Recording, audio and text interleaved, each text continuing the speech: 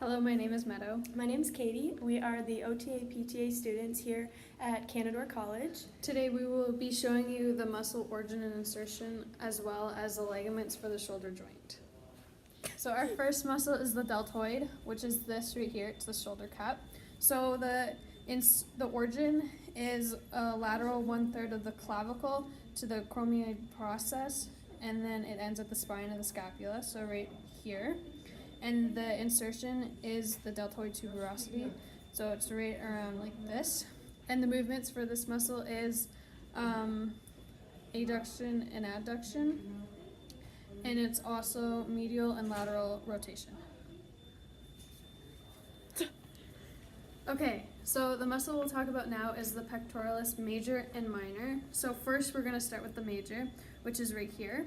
So its origin is medial half of the clavicle into this clavicle, and it moves through to the 6 ribs, so right here, and then it inserts into the tubera, the humerus, so it actually comes from this outwards. And the movements for this is adduction, internal rotation, and flexion of the arm. And then for the minor, it is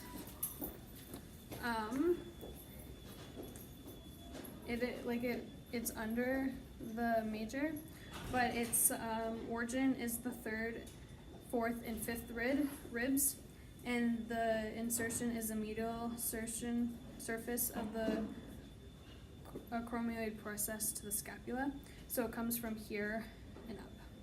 And the movements for this is it pulls the scapula medial and forwards and outwards. Okay, so now we're going to talk about the coracobrachialis, which is a muscle right in this area right here. It's between the long head and the short head of the biceps. So the origin is the chromoid process of the scapula, so it starts up here. And the insertion is the medial surface of the medial humerus shaft.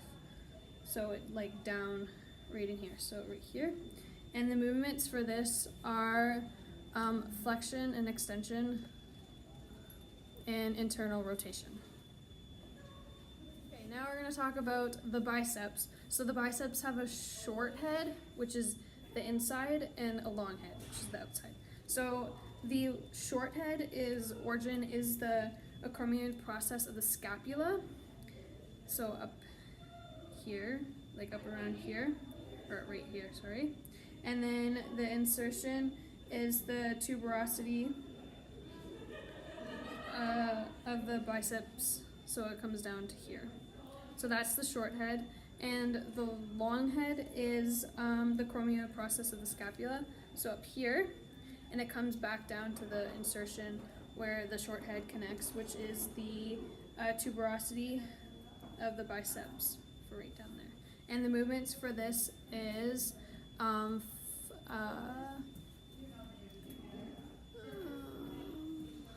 flexion and extension. So now we are going to be talking about the trapezius. So the trapezius has 3 sections. It has an upper section which extends the neck and the head, and it has a middle fibers which adduct the scapula, and lower fibers which depress the scapula. So the origin is it starts at the spinous process from C7, so right here, down to T12, somewhere around here, and it moves over into the one lateral clavicle and chromoid and the spine of the scapula, so it comes from here over into here. Okay, so now we're going to talk about the levator scapula. So for the movements of this, it elevates the scapula and it laterally flexes the head and neck. It also rotates the head and neck to side, and bilaterally it extends the head and the neck. Alright, so the origin is the transverse process through the 4th vertical vertebrae. So it starts like right under the ear and it comes down to the insertion, which is the medial border of the scapula between the superior angle and the superior portion of the scapula. So it comes down and down like that. So we're going to talk about the rhomboid, major and minor. So first of all, for the movements, they adduct the scapula, they elevate the scapula, and they downwardly rotate the scapula. So for the major, the origin is from the spinous process, so it starts at T2 to T5, which is right here. And then the insertion is the medial, so it goes to the medial, so it comes from here to the spine of the scapula down to the inferior angle of the scapula. So it comes from here and there. Now for the minor starts at the process of so T7 to T1, so up here, and this is the origin, and then it inserts into the spine of the scapula. So from here to here. Perfect. So we're going to be doing the latissimus dorsi, and that comes, its origin, it comes right from the humerus, comes all the way down, inserts about T7, and goes all the way down to about T12. And it also comes across like this, and it also inserts on some of the ribs here as well. So it's this big, huge area right on the surface. What it does is it extends the shoulder, it adducts the shoulder, and it medially rotates the shoulder as well. Next, we're doing the teres major. A couple of the movements this one does is it extends the shoulder. It also adducts the shoulder and medially rotates the shoulder, just like the latissimus dorsi does. But this muscle is a lot smaller than the lats, which take up all of here. It actually runs from the inferior angle, lower 1/3 of the scapula, and that's the origin. So it comes from about here, and it inserts at the crest of the lesser tubercle. So it goes like this and comes right on the humerus here. So it just goes like that.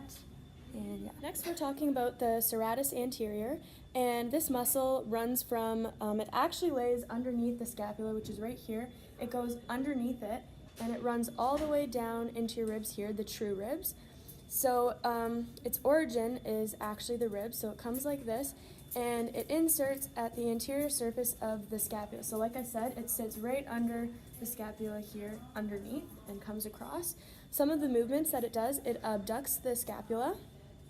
It upwardly rotates the scapula. It also depresses the scapula. And another thing it does, it actually holds your scapula close to your ribs, so it keeps it in place. So next we are talking about some of the muscles in the rotator cuff. So we have supraspinatus, and this is the spine of the scapula here. So on her, it would be right here. And it is this muscle right here that lays on top, so up here. And its origin is the supraspinous fossa of the scapula, so right here. And then it inserts at the greater tubercle of the humerus, so it comes across, as you can see, all the way to the top. So it goes like this and comes right across. So it abducts the shoulder, and it also helps to keep the head of the humerus in place together with this. Next, we're doing the infraspinatus, and this is the muscle that lays right underneath the spine of the scapula. So it's this one right here, and this adducts as opposed to abduct. So yeah, it sits right here underneath the spine of the scapula, and its origin is the infraspinous fossa of the scapula, so right here. And then it comes all the way around, just like the other one did, on top of the humerus. So it goes all the way here and like that, and it also stabilizes the head of the humerus. Next we have the teres minor. Just like Meadow said, she did the teres major, which sits on top, and this is the minor, and this is the small one that sits right underneath here. Its origin is the upper 2/3 of the lateral border of the scapula, so right here. It kind of sits underneath this one. And then it goes all the way to the greater tubercle of the humerus, so it comes like this. So looking on Meadow, it will sit from here and come all the way across to the humerus again. So it also stabilizes, but it also adducts. But yeah, like I said, it stabilizes the head of the humerus as well as the other two did. The subscapularis, instead of the outside, like we were looking at Meadow's back, it is actually on the inside, so I can't really show it on her. So we'll just turn this around. So it sits on the inside of the scapula. Its origin is the subscapular fossa of the scapula, so right here. And its insertion is the lesser tubercle of the humerus. Oh, my bad, this is the origin. And then it comes all the way across like this to the humerus. It medially rotates and it also stabilizes the head of the humerus. Next, we're doing the triceps brachii. So there's actually 3 parts to this muscle, as it says in tri. So we have the long head, which sits on the inside here. And then we have the lateral head, which sits on the lateral side. And then underneath it, just peeking through, is the medial head. So looking at the long head, its origin is the tubercle of the scapula. So it comes in right about here and then comes down and it inserts at the olecranian process of the ulna. So all the way down here. And then the medial head attaches just at the bottom of the humerus here, also goes to the olecranian process. And the lateral head also inserts a little bit, the origin's a little bit higher on the humerus than the medial head, comes down to the olecranian process as well. The movement that it does is it extends the elbow, and also extends the shoulder. And yeah, that's everything. So now we're moving on to ligaments as opposed to muscles, like we just did. You can't really see them on our human body models. So we're using this diagram or model here. So we're going to start with the coracoacromial ligament, is this one right here. And then we also have our glenohumeral ligaments, which are right here. I think there's an infra and a supra. Yeah, infra is down here, supra is up here.